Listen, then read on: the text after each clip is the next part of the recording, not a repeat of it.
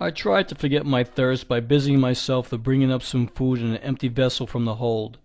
Reaching over the side rail, I filled the vessel with water for the purpose of laving my hands and face. To my astonishment, when the water came in contact with my lips, I could taste no salt. I was startled by the discovery. "Father," I fairly gasped, the water, it is fresh." "What, Olaf?" exclaimed my father, glancing hastily around. "Surely you are mistaken. There is no land. You are going mad." "But taste it," I cried. And thus we made the discovery that the water was indeed fresh, absolutely so, without the least briny taste or even the suspicion of a salty flavor. We forthwith filled our remaining 2 casks, and my father declared it was a heavenly dispensation of mercy from the gods Odin and Thor. We were almost beside ourselves with joy, but hunger bade us end our forced fast. Now that we had found fresh water in the open sea, what might we not expect in this strange latitude where ships had never before sailed and the splash of an oar had never been heard? We had scarcely appeased our hunger when a breeze began, filling the idle sails, and glancing at the compass we found the northern point pressing hard against the glass. In response to my surprise, my father said, "I have heard of this before. It is what they call the dipping of the needle." We loosened the compass and turned it at right angles with the surface of the sea before its point would free itself from the glass and point accordingly to unmolested attraction. It shifted uneasily and seemed as unsteady as a drunken man, but finally pointed to a course. Before this we thought the wind was carrying us north by northwest, but with the needle free we discovered, if it could be relied upon, that we were sailing slightly north by northeast. Our course, however, was ever tending northward. The sea was serenely smooth, with hardly a choppy wave, and the wind brisk and exhilarating. The sun's rays were striking aslant, furnishing tranquil warmth, and thus time wore on day after day, and we found from the record in our logbook we had been sailing 11 days since the storm in the open sea. By strictest economy our food was holding out fairly well, but beginning to run low. In the meantime, one of our casks of water had been exhausted, and my father said, "We will fill it again," but to our dismay we found the water was now as salt as in the region of the Lofoten Islands off the coast of Norway. This necessitated our being extremely careful of the remaining cask. I found myself wanting to sleep much of the time, whether it was the effect of the exciting experience of sailing in unknown waters, or the relaxation from the awful excitement incident to our adventure in a storm at sea, or due to want of food, I could not say. I frequently lay down in the bunker of our little sloop and looked far up into the blue dome of the sky, and notwithstanding the sun was shining far away in the east, I always saw a single star overhead. For several days, when I looked for this star, it was always there directly above us. It was now, according to our reckoning, about the 1st of August. The sun was high in the heavens and was so bright that I could no longer see the lone star that attracted my attention a few days earlier.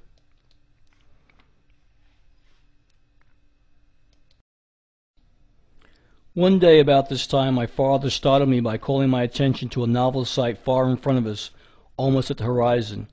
"It is a mock sun," exclaimed my father. "I have read of them. It is called a reflection or mirage. It will soon pass away."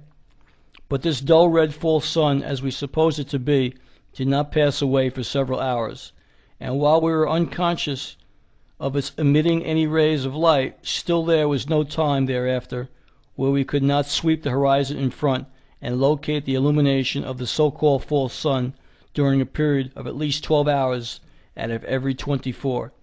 Clouds and mists would at times almost, but never entirely, hide its location. Gradually it seemed to climb higher in the horizon of the uncertain purple sky as we advanced. It could hardly be said to resemble the sun, except in its circular shape, and when not obscured by clouds or the ocean mists, it had a hazy red bronze appearance, which would change to a white light like a luminous cloud, as if reflecting some greater light beyond. We finally agreed in our discussion of this smoky furnace-colored sun that, whatever the cause of the phenomenon, it was not a reflection of our sun, but a planet of some sort, a reality. One day soon after this, I felt exceedingly drowsy and fell into a sound sleep.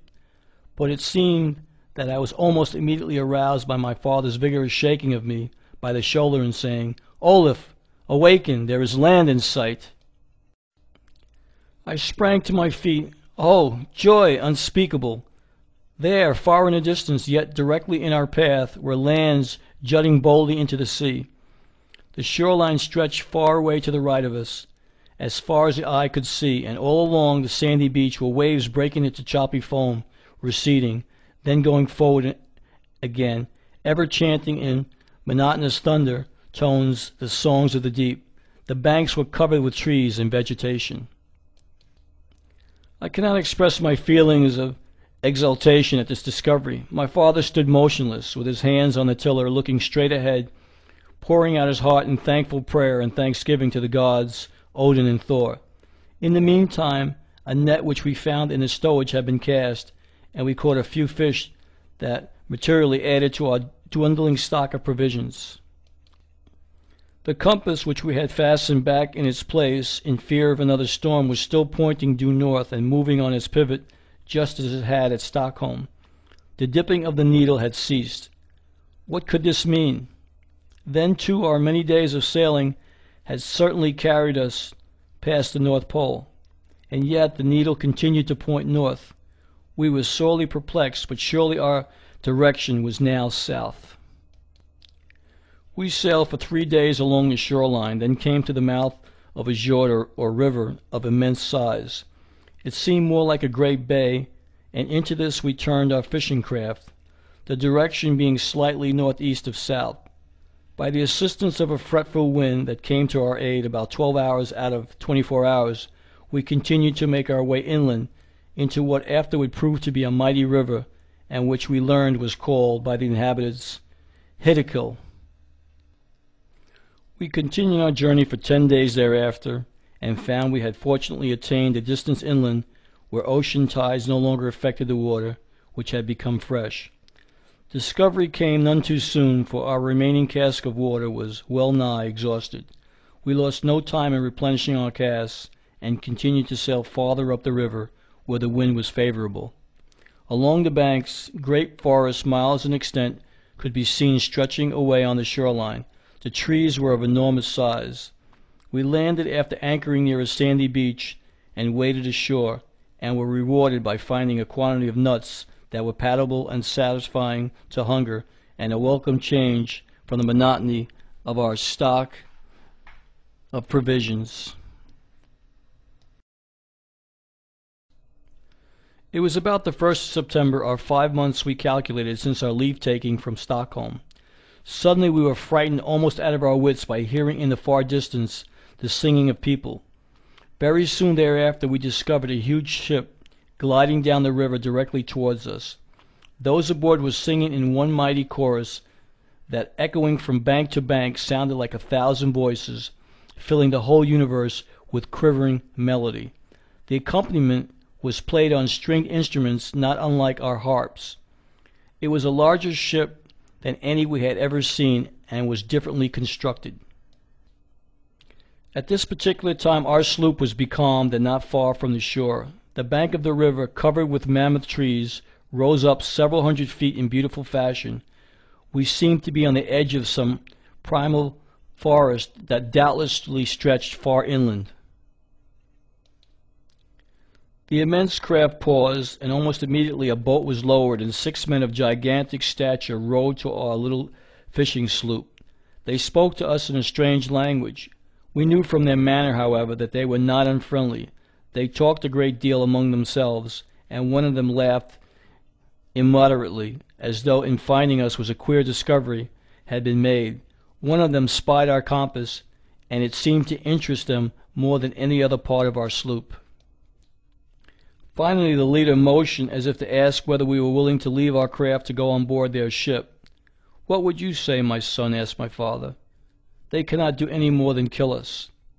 "They seem to be kindly disposed," I replied, "although what terrible giants! They must be the select 6 of the kingdom's crack regiment. Just look at their great size."